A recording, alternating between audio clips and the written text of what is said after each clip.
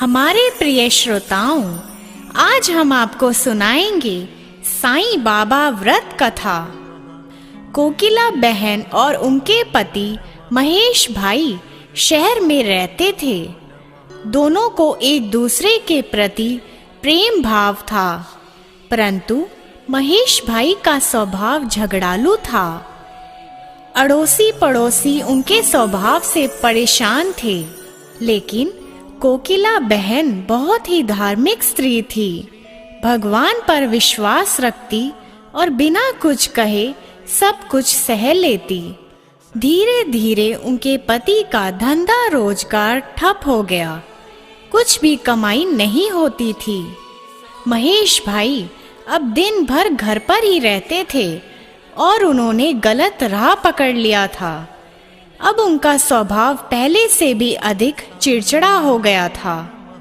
दोपहर का समय था।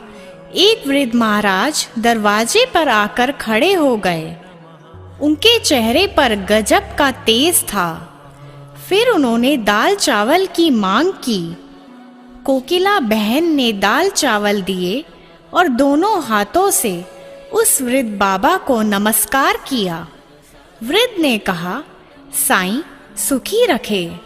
कोकिला बहन ने कहा, महाराज सुख किस्मत में नहीं है, और अपने दुखी जीवन का वर्णन किया। महाराज ने श्री साईं के व्रत के बारे में बताया। 9 गुरुवार फल आहार या एक समय भोजन करना, हो सके तो बेटा साईं मंदिर जाना, घर पर साईं बाबा की 9 गुरुवार पूजा करना, साईं व्रत करना और विधि से उद्यापन करना, भूखे को भोजन देना, साईं व्रत की किताबें 5, 11, 21 अपनी शक्ति अनुसार लोगों को भेंट देना और इस तरह साईं का व्रत का फैलाव करना। साईं बाबा सबकी मनोकामना पूर्ण करते हैं, लेकिन साईं बाबा पर अटूट श्रद्धा रखनी जरूरी है।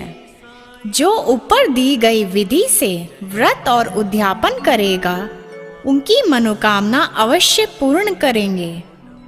कोकिला बहन ने भी गुरुवार का व्रत किया। 9वें गुरुवार को गरीबों को भोजन दिया और साथ ही पुस्तकें भेंट दी। उनके घर से झगड़े दूर हुए। घर में बहुत ही सुख शांति हो गई, जैसे महेश भाई का स्वभाव ही बदल गया हो। उनका धंधा रोजगार फिर से चालू हो गया। थोड़े समय में ही सुख समृद्धि बढ़ गई। दोनों पति पत्नी सुखी जीवन बिताने लगे। एक दिन कोकिला बहन के जेठ जेठानी सूरत से आए। बातों बातों में उन्होंने बताया कि उनके बच्चे पढ़ाई नहीं करते, परीक्षा में फेल हो गए हैं। कोकिला बहन ने 9 गुरुवार की महिमा बताई।